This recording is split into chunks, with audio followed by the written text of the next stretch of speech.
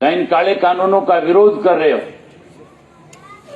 वहीं रोजाना अपने गांव से हजारों की संख्या में इकट्ठे होकर के टोल बैरियर पे जाकर के उस आंदोलन को, जो किसान आंदोलन पिछले 6-7 महीने से चल रहा है, उसको मजबूत करने का काम करे, उसको ताकत देने का काम करे। इसके लिए आपको बधाई देता हूं। मैं भी साथियों आज आपसे इस आंदोलन के सिलसिले में मिलने आया था। मैंने जब विधानसभा से इस्तीफा दिया था, इस्तीफा देने के बाद पार्टी के सीनियर साथियों के साथ मैंने बैठ करके चर्चा करी कि हमें आगे क्या करना चाहिए। तो सारे साथियों की एक ही बात थी कि एक आंदोलन किस तरह मजबूत हो, इसके लिए हमें गांव गांव में जाकर के लोगों से मिलकर के लोगों को इन कृषि के 3 काले कानून जो हैं, जहां इनके बारे में पूर्ण रूप से बताएं, वही किसानों को इस आंदोलन के लिए और ज्यादा प्रेरित करें, और ज्यादा उनको तैयार करें कि जब तक ये कानून वापस नहीं हो तब तक इस आंदोलन को और मजबूत करके लड़ने का काम किया जाए। जहां साथियों आप आंदोलन में अपनी बड़ी भूमिका निभाने का काम कर रहे थे, वहीं हरियाणा प्रदेश की सरकार भी हरियाणा के किसान को कमजोर करने में लगी हुई थी।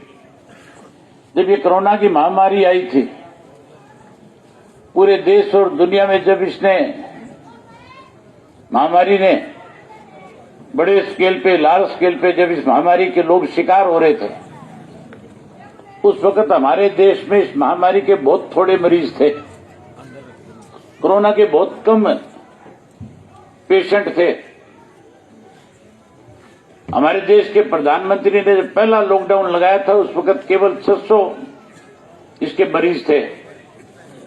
हम तो ये मान के चल रहे थे कि लॉकडाउन लगा करके कहीं इस महामारी पे काबू पाने का काम किया जा रहा है, लेकिन साथियों इस बीमारी को काबू करने की बजाय एक ऐसी बीमारी पैदा इस देश में कर दी जिसकी वजह से इस देश का अन्नदाता जो आज दुखी है, परेशान है।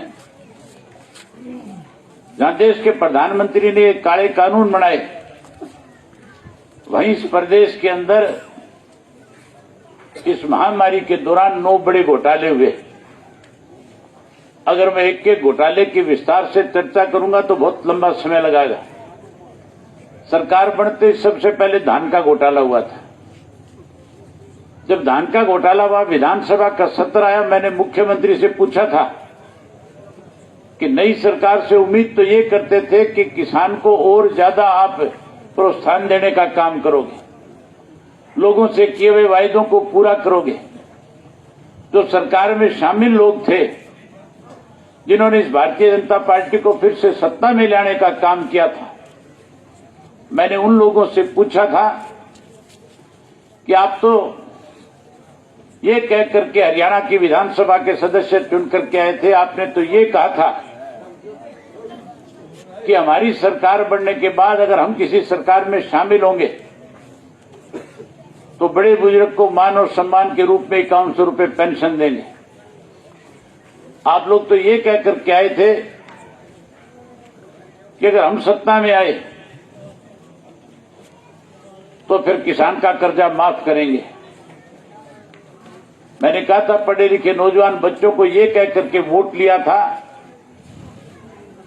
कि अगर आप हमें चुन करके भेजोगे, अगर हम सत्ता में आएंगे तो पढ़े लिखे बच्चों को रोजगार देंगे, नौकरी देंगे। और रोजगार और नौकरी जिन बच्चों को नहीं मुहैया होगी उनको 11,000 रुपए बेरोजगारी भत्ता देंगे। तुमने अनेक वायदे किए थे, उन वायदों का क्या हुआ? वायदे पूरे करने की बजाय किसान के धान की फसल पे बोनस 100 रुपए देने की बात करने वाले लोगों ने किसान से 250 से 300 रुपया नमी के नाम पे काटने का काम किया। मैंने मुख्यमंत्री से पूछा था कि केवल आप हमें एक बात का जवाब दे दें कि धान के ऊपर नमी के नाम पे जो पैसा काटा जा रहा है, ये किसके खाते में जा रहा है? ये पैसा सरकार के खाते में आ रहा है, ये पैसा मिल मालिक के खाते में जा रहा है, ये पैसा कोई इनकी खरीद करने वाली एजेंसी के खाते में जा रहा है या ये पैसा जिस आड़ती की दुकान पे धान किसान ला करके डालता है उसके खाते में जा रहा है। मुख्यमंत्री कहने लगा इंक्वायरी कराऊंगा। साथियों, साल बीत गया, कोई इंक्वायरी नहीं हुई। पहला घोटाला धान का, फिर सरसों का, फिर गेहूं का, और फिर एक ऐसा माफिया खड़ा किया था जिससे 50 लोगों की तो जान गई। और शराब माफिया के नाम से ये पूरा प्रदेश बदनाम हुआ। लॉकडाउन के दौरान इस किस्म के हालात थे कि अगर गांव में किसी बड़े बुजुर्ग की डेथ भी हो जाती थी तो रिश्तेदार भी मिलने नहीं आए थे। लोग डरते थे कि कहीं रिश्तेदार से मिलने जाएं, हमारी वजह से उस घर में, परिवार में, गांव में किसी को कोरोना ना हो जाए। उस लॉकडाउन में हालत ऐसी थी, ना कोई रेलगाड़ी चल रही थी, ना कोई बस और कार चल रही थी, ना साथियों कोई फैक्ट्री चल रही थी। स्कूल और कॉलेज बंद हो गए थे। यहां तक भी गांव में छोटी छोटी दुकान जो थी परचून की, वो भी बंद कर दी गई थी। टीकरी पहरा लग गया था, सड़क पे कोई निकल नहीं सकता था, पुलिस ही पुलिस खड़ी थी। कोई अगर गलती से कहीं शहर जाना चाहता था तो पुलिस वाले उसको बेइज्जत करने का काम करते थे। उस दौरान हरियाणा की सरकार के अंदर बैठे लोगों ने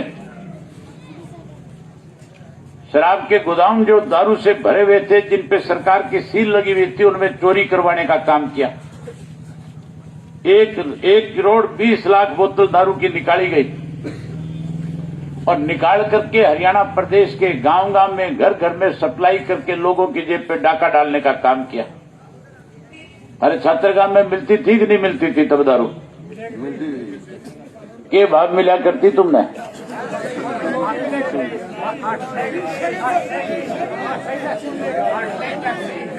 100 रुपए वाली दारू है जो 500, 700, 800, 1000 रुपए जैसा दाब लगा वैसी दे दी। तुम ये बताओ मेरे को, ये दारू वाला महकमा किसके पास है? दुष्यंत के पास नहीं, उचाणाला के पास है।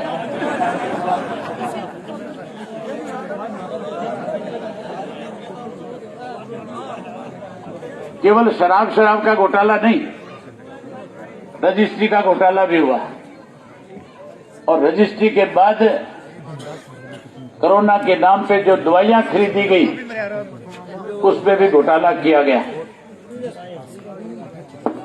साथियों, जो लोग ये कह करके कहीं अपना दाव आपके बीच में आकर के लगा करके गए थे, जो ये कहते थे अपने भाषणों के अंदर कि भारतीय जनता पार्टी जो है, जिसने 75 पार का नारा दे रखा है, हम उसको यमुना पार कराएंगे, जो ये कहते थे कि ये पार्टी तो हत्यारों की पार्टी है, उस वक्त नौजवान साथियों से ये बकायदा खुल करके कहते थे कि हर नौजवान को वोट डालने से पहले सोचना पड़ेगा कि हमारे 32 इनोसेंट बच्चों को जाट आरक्षण के नाम के ऊपर बीजेपी के लोगों ने मरवाने का काम किया। अगर आप उन लोगों को, उन बच्चों का बदला लेना चाहते हो तो फिर भारतीय जनता पार्टी को सबक सिखाने का काम करो। आपको भावुक किया गया, आपका वोट दिया गया, आपका वोट लेकर के कहीं उस वोट को, जिसको मान और सम्मान मिलना चाहिए था, जिसकी इज्जत करनी चाहिए थी, उसको ले जाकर के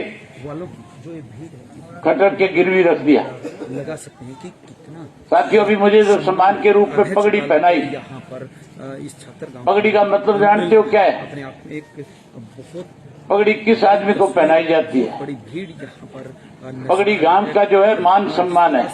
लगातार अभय चौटाला आपने ये पगड़ी चौधरी देवीलाल को भी पहनाई थी। आवाज को उठा रहे हैं, उससे एक बार आपने पगड़ी चौधरी ओम प्रकाश चौटाला जी को भी पहनाई थी। किसानों का आपने जब चौधरी देवीलाल को ये पगड़ी पहनाई थी तो उन्होंने इस पगड़ी को प्रधानमंत्री के पद तक ले जाने का काम किया। किसान आंदोलन शुरू हुआ था और जब किसानों की मांगे पूरी नहीं की, आपने पगड़ी जब चौधरी ओम प्रकाश चौटाला को पहनाई, 26 जनवरी को आपकी इस पगड़ी के मान सम्मान को कोई ठेस ना पहुंचा सके। को मैं अपना इस्तीफा दे जब कांग्रेस के राज में उनके खिलाफ षड्यंत्र के तहत पूरा नहीं किया, मुकदमे दर्ज करके 10 साल की कैद कराई गई, अपना इस्तीफा दे दिया और उस वक्त में सरकार में बैठे लोग केवल ये चाहते थे कि चौधरी ओम प्रकाश चौटाला एक बार आकर के अपनी पगड़ी हमारे पैरों में रख दे। अधिकारों के लिए, किसानों की मांगों के लिए हम कल उनको इन मुकदमों से बरी करने का काम करेंगे, इस्तीफा दे दिया। इतना ही लेकिन आपकी पगड़ी को सम्मान को ठेस ना लगे 40 पैड का इसके लिए 10 साल की कैद काटना मंजूर कर लिया, लेकिन आपकी पगड़ी को हाथ नहीं आने दी। किसानों को ये दिखाया कि आपने एक पगड़ी दुष्यंत को भी पहनाई थी, फसलें काटने की, विशेष तौर से गेहूं की, जिसने ले जाकर के पगड़ी सीधी शाह के पैरों में रख दी। खुद कम मैं रख दी थी कि नहीं रख दी सारी पगड़ी पैरों में? तो निश्चित तौर पर हैरानी की बात है। अपने आप में बहुत कुछ आज जब मैं आपके गांव के कार्यक्रम बड़े में आ रहा था चौटाला का ये संबोधन तो 10-12 जेजेपी के जो क्या कुछ करना है, कहीं कोई दुष्यंत के ज्यादा नजदीक होंगे वो लोग मोहनगढ़ से जब मैं वापिस आ रहा था दूसरे गांव में तो सड़क के ऊपर काले झंडे लेकर के खड़े थे, और वो काले झंडे लेकर के जो खड़े हुए थे मैं उन सबको जानता था, क्योंकि पार्टी में मेरे साथ भी उन्होंने काम किया था। मैंने गाड़ी रोकी, मैंने उनसे पूछा कि कैसे खड़े हो, ये काले झंडे क्यों ले रखे हैं? मैंने कहा कहीं आज तुम किसी बीजेपी जेजेपी के नेता का विरोध करने आए हो? तो कहने लगे कि हमारी गांव का फैसला है, हमारी पंचायत का फैसला है कि किसी भी राजनेता को हम गांव में नहीं आने देंगे। मैंने कहा तुम तो गांव से दूर खड़े हो, जिसमें एक छात्र का साथी भी था, क्या नाम था उसका? बलवान। मैंने साहब भी था, पुराने हमारे साथी रहे, लेकिन कहीं उनको मजबूर कर दिया बेचारों को कि जाओ जाकर के तुम काले झंडे दिखा करके आओ।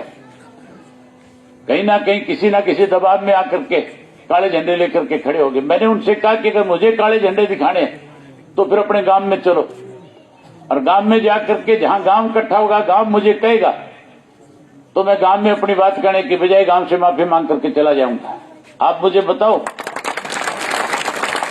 कि मैंने जो फैसला लिया किसान के लिए, मैंने जो किसान के लिए फैसला लिया, इस्तीफा दिया, वो ठीक किया या गलत किया है? अगर मैंने ठीक किया तो फिर काले झंडे मुझे दिखाओगे कि दुष्यंत को दिखाओगे?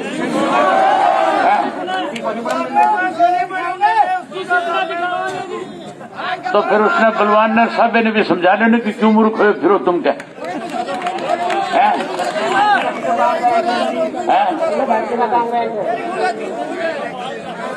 फिर उनने भी समझा लो, उनको कहो कि उन लोगों का विरोध करो। अगर तुम किसान के घर में पैदा हुए हो, अगर तुम खेती करते हो, अगर तुम अपने आप को किसान कहते हो, तो फिर आप लोगों को इस बात का फैसला कर लेना चाहिए कि जो भी कोई किसान के पक्ष में कोई किसान की लड़ाई लड़ रहा है, अगर उसको कोई काले झंडे दिखाने का प्रयास करे तो तुम उन लोगों का मुंह काला करने का काम करो।